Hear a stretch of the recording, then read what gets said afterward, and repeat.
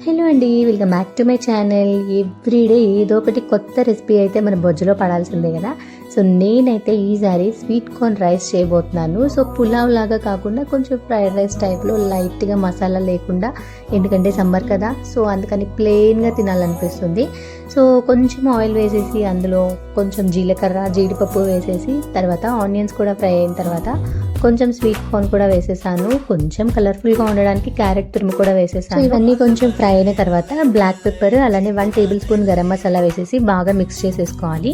So ఇవంతా కొంచెం fry అయింది అనిపించినప్పుడు మంచి అరోమా వచ్చిన తర్వాత మనం ఆల్రెడీ కుక్ చేసి పెట్టుకున్న బాస్మతి రైస్ కానీ లేదంటే నార్మల్ రైస్ కానీ వేసేసుకొని కొంచెం సాల్ట్ కూడా యాడ్ చేసేసుకొని ఒకసారి బాగా మిక్స్ చేసేసుకొని సర్వ్ చేసుకుంటే చాలా చాలా టేస్టీగా ఉందండి. ప్లెయిన్గా సాఫ్ట్గా ఉంది. చిన్నపిల్లలకి కూడా పెట్టచ్చు. తప్పకుండా ట్రై చేసి ఎలా ఉందో కామెంట్ చేయండి.